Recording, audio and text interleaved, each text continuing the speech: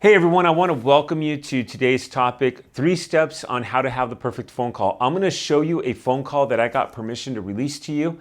And watch this, the 3 steps. I wish someone had taught me this when I first got started in the business. This is usually just for warriors, but I think this is going to help everyone. I'm going to release it.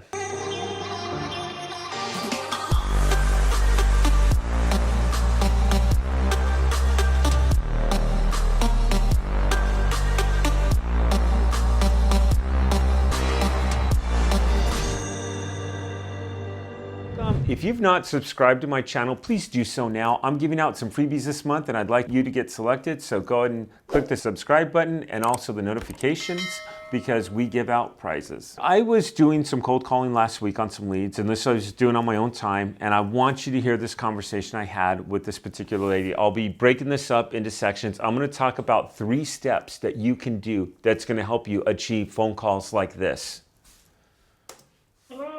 Hi, this is David Church. I'm trying to reach Teresa. This is her.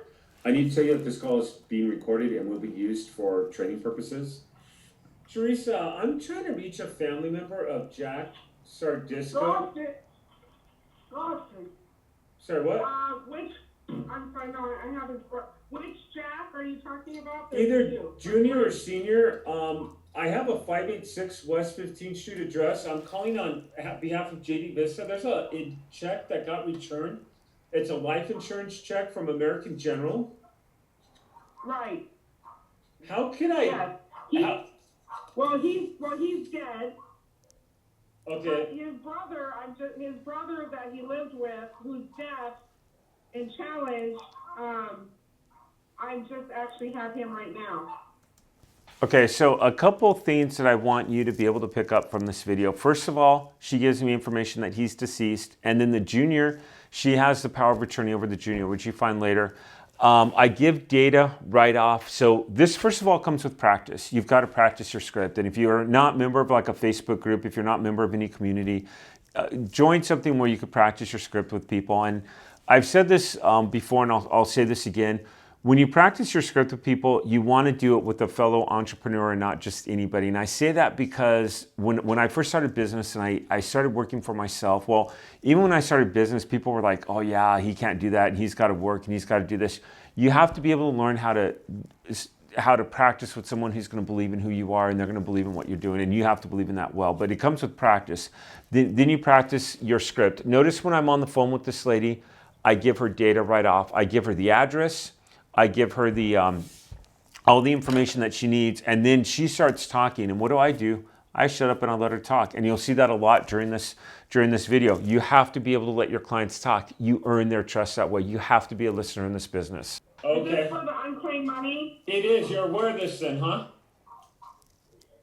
Yeah, I am. Okay. We work with people in this situation, and we could set up the paperwork and everything for you if you want to work. And what do you guys charge? Well, the state has an allowance. They allow us to charge up to 10%, and you would pay nothing. We would get paid directly by the state once the check gets received. Once the check gets received, the state would cut us JD Vista a check.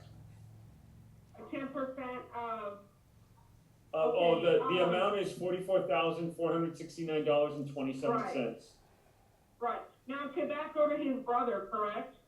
So Jack Jr. is deceased, you said? Yeah. And he has no children? No. Okay. He was challenged as well.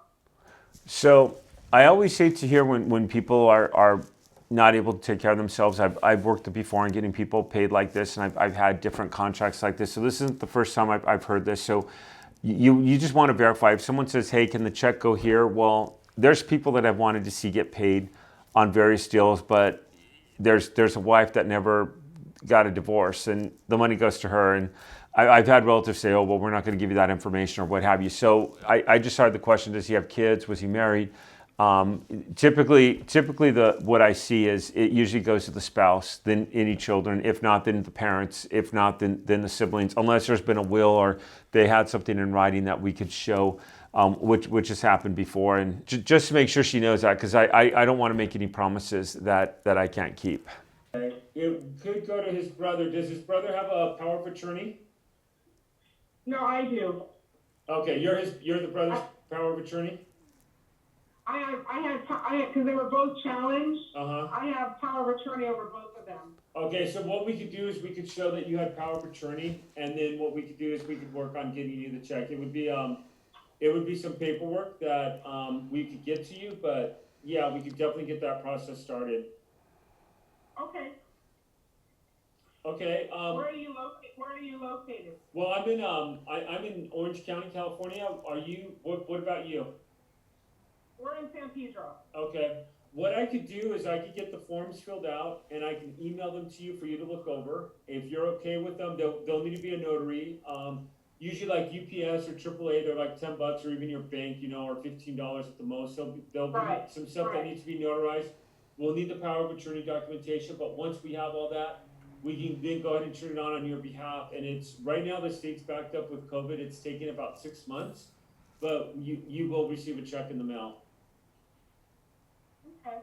All right, do you want my mailing address? Because my mailing address, where they live was just where I have put them, and it's a quadruplex. Uh-huh. But my mailing address is different from theirs. Okay, sure, absolutely. You probably have it because I get letters there already. Oh, do you really? No, I don't. I had you down. Are you on? Yes. Okay, I had a different phone number, and I called a gentleman, and he's just like, oh, when I explained the situation, I said, I'm calling about a check that's been returned. He goes, oh yeah, go and call her. I mean, he was real nice. He goes, yeah, go and call her at this number. Oh, that might have been my dad who had a stroke, but I'm glad he was nice to you. Oh, he was normally great. He's not. Yeah, he was great, man. Normally he's not. Okay. When he was like drilling me, but once I told him why I was calling, he's like, okay, well that's a good reason to call, and he gave me the number right off. I get a lot of calls, but you sound pretty cool. Okay, so my email.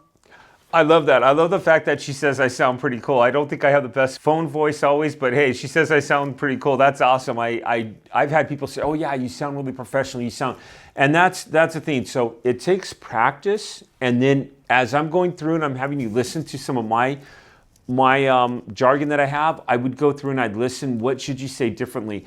One of the things I explained to her later on is the 10%, it has to come out of the funds. I don't want it to look like there's going to be an additional 10%. You have to explain where that's going to come from.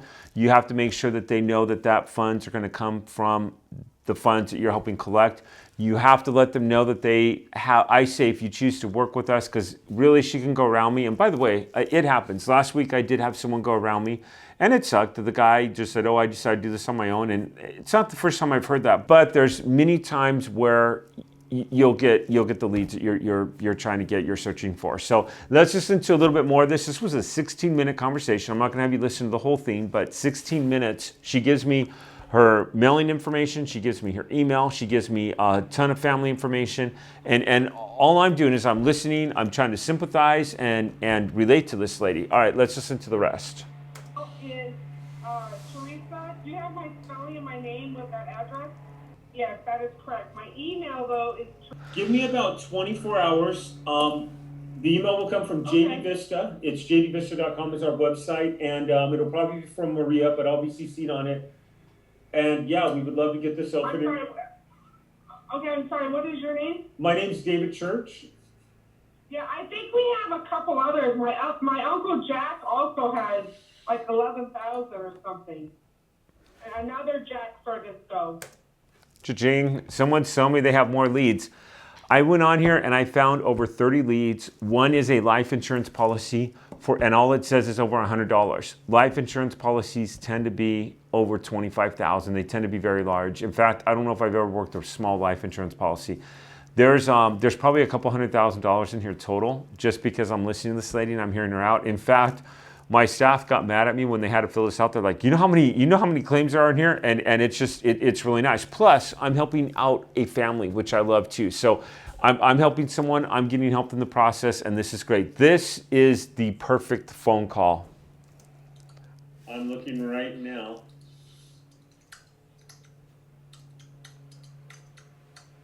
He's dead too, and he lived with me. He had no kids or nothing. Okay, so, and we go through and we always comb them all out. We look at a certain area, but Jack Jr. has, oh my goodness, The man. 44. Huh? Yeah, he's got a lot, right? He's got 1, 2, 3, 4, 5, 6, 7, 8, 9, 10, 11, 12, 13, 14, 15, 16, 17, 18, 19, 20, 21, 22 unclaimed funds in here. I mean, one is 39 shares of MetLife. One is just $15.60 from MetLife. Then I have a Jack Jr. on, and there's 1, 2. That's what? That's probably, that's the same person, but probably my address. Yeah, those are the checks. I called MetLife and told them that he died, and they said, oh, we'll get back to you. And those are checks that I have in cash because he's dead. So those checks that you're seeing are checks that I have that are on cash. Okay. So, all right, so I don't know, what's the total amount though? 44? Well, we can write these out for you, and some of these will be really easy to claim. Like, here's one I'm looking at right now for $18.80. Then you've got shares for 46 shares. Then you have $19.74. This is going to add up. We might as well as write these in. It'll be a lot of writing down for us, but it won't be that hard. I mean, the smaller amounts are not that hard to claim, but let's just, I think you would probably want me to just put these all in here, right? And get these all cleaned up. Yeah, that'd be great, yeah. Because I keep getting letters from different attorneys and all. Yeah. No, it'll stop. They'll take it. What they'll do is they'll take it, once they receive it, they'll take it out of the system, and then we'll work it, and they might come back at us. No, go ahead. They might take it, they might come back at us with some additional paperwork, but we do that all the time. So if you don't get paid, we don't get paid, so we're doing everything we can. Then there's another Jack. Okay. There's just a Jack. Sorry? This is probably the dad. There's there is a National Western Life Insurance Company. All I see is it's over $100. This may be a very large amount. That's from Jack. That's probably the dad. That was probably my uncle. Okay. Jack. Yeah. And then there's a Jack D, a separate name. It's Jack D at 727 West 27th Street. There's 27. Okay, that's my uncle. Okay, so he's got one for $88. He's got one for we don't need it. $349. He's got 5 here total. Okay, he's got 107. He's got 107 shares for Prudential Life. We're going to want to put a claim in for that. I mean, I would recommend that. That's going to probably be worth some money. Yeah. 1234, and there's one more. Okay, and then this is one I was calling about. It's the 44,000 one. Yeah. There's 24 for Jack. Yeah, there's Jack. Well, this one has Jack Jr. and Jack Sr. on it. It's from American General Life Insurance Company, and it's for 44,000. Yeah, that was his dad, because they both had that through the cannery. They're returning over Jack Jr. and his brother Vinci. But his dad, Jack, the other Jack from the title, has been dead since 1988. Now, will his son still be entitled to that? Yeah, these don't have any expiration date, and the state's really good about working with families and people and getting the right people paid, and they'll want to see the documentation, but yeah, they're really good about getting people paid. So yeah, he'll be good for that. So we have Jack Jr. and Jack D. Yes, correct. Okay, so Jack Jr., how much was his total, like roughly, I mean? So, he's got over 30 claims in here, from the 44,000 to just a few bucks and everything in between. He's got 47 shares of stock. He's got everything in here. I would say he probably has another couple thousand in here pretty easily by small claims, like 300 here, 15 bucks here. So they're all over the place. Okay, and then Jack D has about how much? Jack D has, let me go back to that screen. He's got 5 claims, and yeah, he's got 5 claims. The last one is with 141, and 1234, 899. He's got a lot of little ones here. I will say that in doing this business, life insurance companies tend to have a very large amount. I see anything from 25 to 50,000. I don't want to get your hopes up and say it's that much, but typically they are. And that's okay. That has to be Jack Jr. then. Okay. So that'll probably go in with his. Wow, he's, okay. Where are you located in? See, what happens is, let me tell you the story. Jack Senior was, I mean, on their birth certificate were retarded. That was my grandpa's brother. Now Jack Junior was also retarded, and who passed away. His brother, which I have, is retarded, deaf, and just challenged. He's like Rain Man. So when Jack passed away, he worked for Star Kiss Tuna, and I reached out to them because they moved to Arizona, and they had no answers for me. And they didn't keep any paperwork because they're challenged. So I didn't know he had all this. Well. Okay, so as she's explaining this to me, I'm going through the files and I'm even finding more claims here, which is insane. I'm absolutely finding just, and I'm looking at this, I'm listening to her talk and I'm letting her go on. This is important because in this business, you have to be, I've had people who've lost a loved one. I've heard people cry on the phone with me. I've had people cry on the phone with me, I should say. I've had people tell me how difficult things are. I just recently, and I've talked about this, the woman in Florida who, her late husband, the property was theirs and she was married under a new name. They'd had a fire, she had no ID, and we were able to get this lady paid, and we made it as easy as possible for her to be able to receive her check. Here, this lady's like, I had no idea, I knew there was money, I had no idea on this. Meanwhile, I've been supporting his brother because his brother never worked, has nothing. So it's been turned into the state. Sometimes there's problems at the state, like it's not always super easy. Sometimes they want some research or an account number or proof of address or like an old tax return or something like that. But generally it'll start off with if Jack Jr. is alive, it'll make it won't be as complicated, and especially with you being power of attorney, we should be able to just push. So he's dead. He's dead. Oh, he is power of attorney when he was alive. Okay, but his estate. His estate that got settled. Did you as power of attorney, did you have authority over his estate and how everything got handled? Yes. So you're probably going to be okay. You have proof of that, correct? Yes. Okay. I have an attorney that's really good. Okay, and we'll need to show some documentation for that, but that'll be that's what the state will want, is just documentation. Okay. We're usually out in Orange County. Usually I'm down in like Westminster area. My best friends own a strip club, so I'm between there and Anaheim, and sometimes I help them do stuff. Okay. I'm not a dancer. Oh, I'm too old and too fat. Well, I have an uncle that lives in Westminster, and I'm like 20, 30 minutes from there. So if you want to like one day meet me down there, like when you're next going to be down. Yeah, that would be great. I can meet you down there. Awesome. Well, okay, that would be wonderful. What I'll do is I'll get you the paperwork. I'll email you. Give me a day or two, and I'll email you the paperwork. Okay, so right now, her and I have made arrangements. At this point, and this is a fresh call. We've gotten her the paperwork that she needs.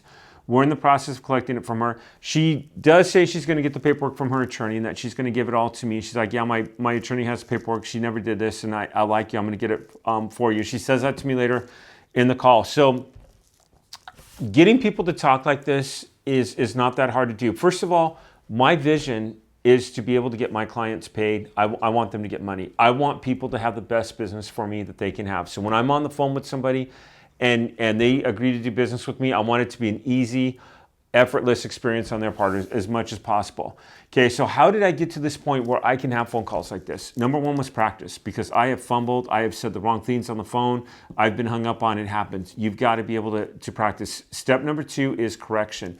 You realize that you say something wrong, you correct yourself in saying it. Maybe your intro, maybe you're saying to someone, what have you. You know, in my beginning, I always start off, I let them know the call is being recorded. I then let them know who I am. I stuck to the data, and it's data, and I have to come off like a professional. When someone talks to me, I have to be able to come off like I know what I'm talking about. I can do what I say I'm going to do, and I'm going to pull the trigger when I say I'm going to do it. Her and I agree on a follow-up time, which I'll be following up with her next week, and hopefully getting the paperwork from her and everything, and then we'll be getting it submitted to the state. and a payday. And this one is, there's over $100,000 of claims on this. So that's going to be over a $10,000 payout. I will gladly drive 30 minutes up there and 30 minutes back to be able to meet her and get the paperwork. You have to make this habit forming. You have to be able to know if you make a phone call one day a week and then you're afraid to make a phone call and you don't make the phone calls, you're poking at your business, which I see people do all the time. And one thing that we have in Warriors, and what I love about Warriors, is we try to model by actually doing. Like we show people how to do. We're real big with the hands-on approach, because a lot of people say, hey, we do this, we do that, get that, but they don't actually show you how. We not only a phone call, but forms and paperwork. And you have to be careful. There's legalities there, so we explain them without the legal expertise. We encourage, but there's the how-to and how to get involved in a community, how to work a lead, how to be able to do a phone call, marketing system, CRM, all that. It's huge within our community, and that's why we have the success we have. But you have to be able to take a business and make this into a habit. Hey, again, do me a favor, hit the subscribe if you haven't, and the notification, and we'll see you on the next video. Thank you for watching. Give me a thumbs up if you like this video. Thank you.